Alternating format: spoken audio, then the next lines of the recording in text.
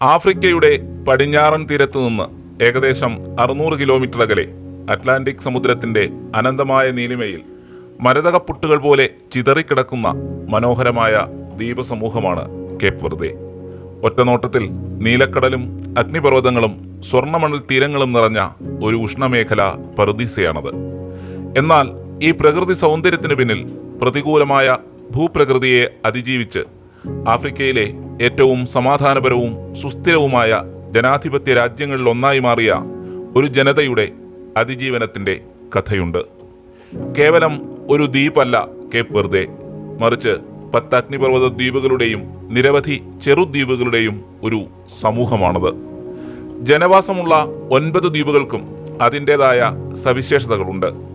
തലസ്ഥാന നഗരിയായ പ്രായ സ്ഥിതി ചെയ്യുന്ന സാന്റിയാഗോയാണ് ഇതിൽ ഏറ്റവും വലുതും രാജ്യത്തിൻ്റെ രാഷ്ട്രീയ സാമ്പത്തിക സ്ഥിരാകേന്ദ്രവും.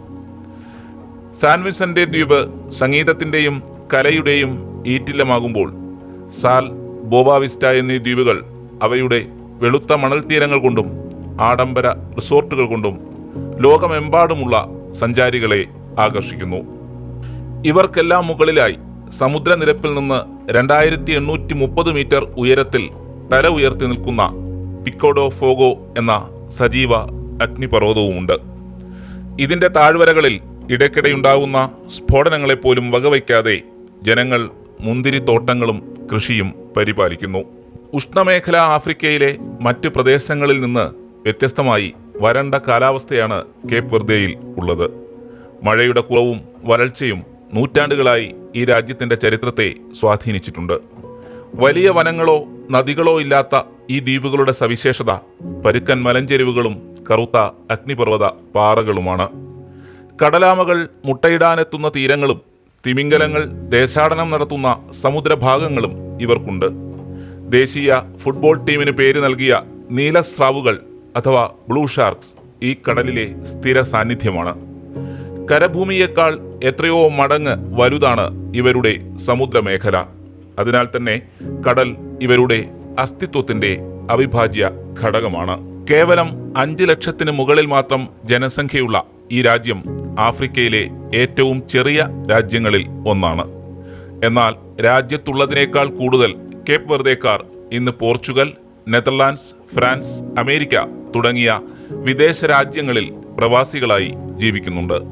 ഒരു തരത്തിൽ പറഞ്ഞാൽ സ്വന്തം അതിരുകൾക്കപ്പുറത്തേക്ക് വ്യാപിച്ചു കിടക്കുന്ന ഒരു മഹാസാമ്രാജ്യമാണ് കേപ്പ് വെർദെ.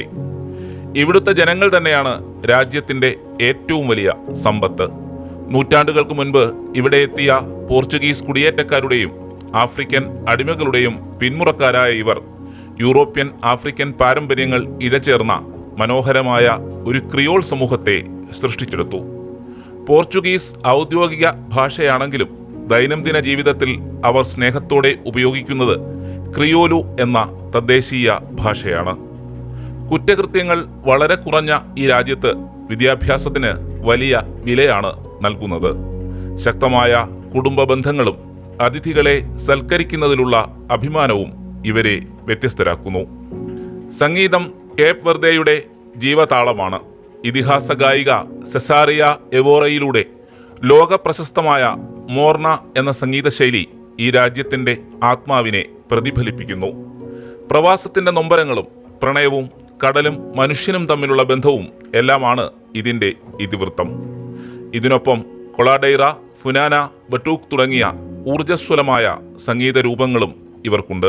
രാഷ്ട്രീയമായി നോക്കിയാൽ ആഫ്രിക്കൻ വൻകരയിലെ തന്നെ ഏറ്റവും മികച്ച ജനാധിപത്യ വിജയഗാഥയാണ് കേപ്പ് വെർദെയുടേത്.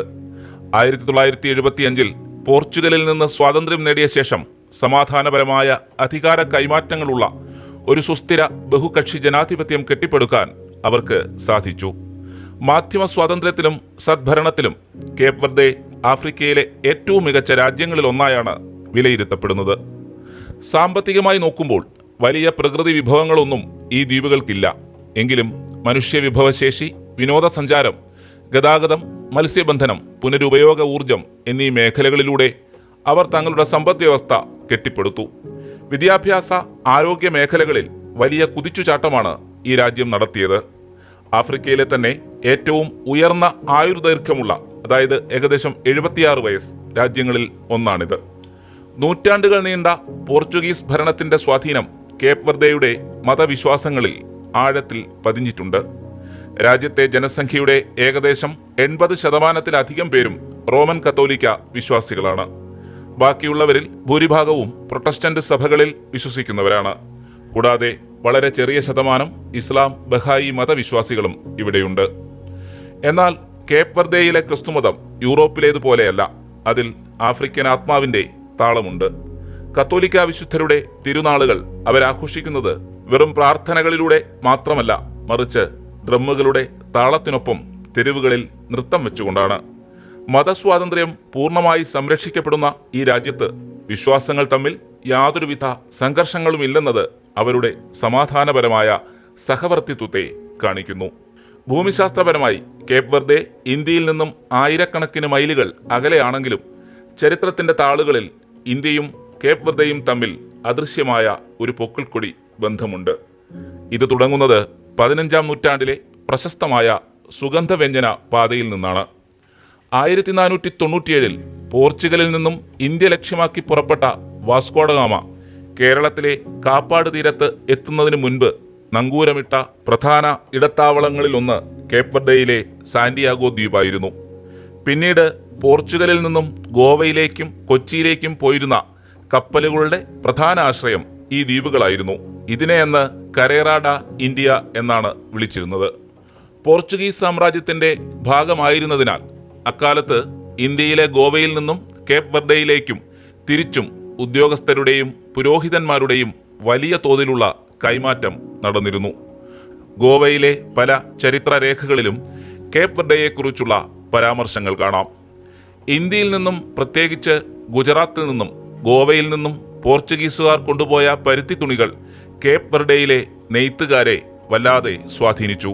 ഇത് പിന്നീട് പാനോ ഡി ടെറ എന്നറിയപ്പെടുന്ന അവരുടെ തനതായ പരമ്പരാഗത വസ്ത്രനിർമ്മാണ ശൈലിക്ക് കാരണമായി. ഇന്ത്യൻ നെയ്ത്ത് വിദ്യയുടെയും ആഫ്രിക്കൻ കരകൗശലത്തിന്റെയും മനോഹരമായ ഒരു മിശ്രിതമാണിത്. ഇന്ന് കേപ്പ് വെർദെയിൽ കാണപ്പെടുന്ന മാവ്, തെങ്ങ്, പുളി തുടങ്ങിയ പല സസ്യങ്ങളും ഇന്ത്യയിൽ നിന്നും സമുദ്രപാത വഴി പോർച്ചുഗീസുകാർ അവിടെ എത്തിച്ചതാണെന്ന് ചരിത്രകാരന്മാർ കരുതുന്നു. കേപ്പ് വെർദെയുടെ ലോകകപ്പ് അരങ്ങേറ്റം ഗോവയിൽ പ്രത്യേക ആവേശത്തോടെയാണ് ആഘോഷിക്കപ്പെട്ടത്. ഫുട്ബോളിനോടുള്ള പ്രണയവും പോർച്ചുഗീസ് പാരമ്പര്യവും സൗദാദെ എന്ന വികാരവും പങ്കിടുന്ന രണ്ട് സമൂഹങ്ങൾ എന്ന നിലയിലാണ് ഗോവയിലെ പലരും കേപ്പ് വെർദെയുടെ വിജയങ്ങളെ സ്വന്തം വിജയമായി കണ്ടത്.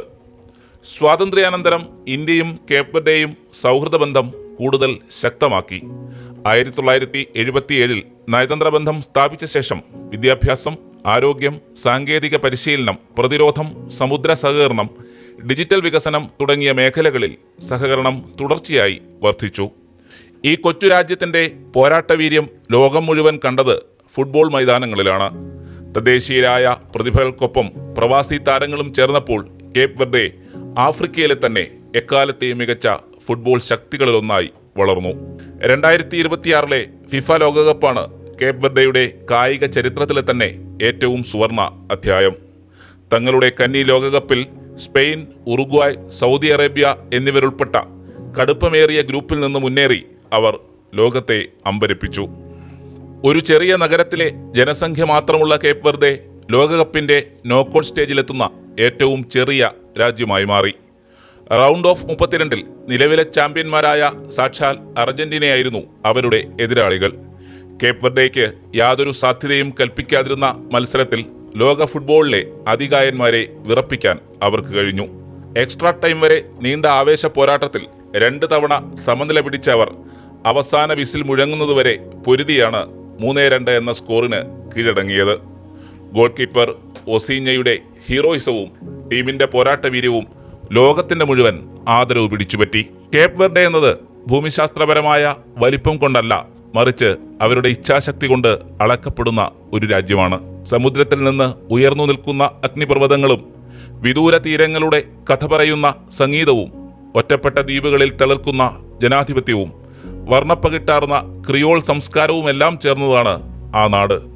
ഒരു രാജ്യത്തിൻ്റെ മഹത്വം അതിൻ്റെ വിസ്തീർണത്തിലോ ജനസംഖ്യയിലോ അല്ല, മറിച്ച് ജനങ്ങളുടെ ചെറുത്തുനിൽപ്പിലും ഐക്യത്തിലും പ്രതീക്ഷയിലുമാണ് കുടികൊള്ളുന്നതെന്ന് അവർ ലോകത്തിനു മുന്നിൽ തെളിയിക്കുന്നു.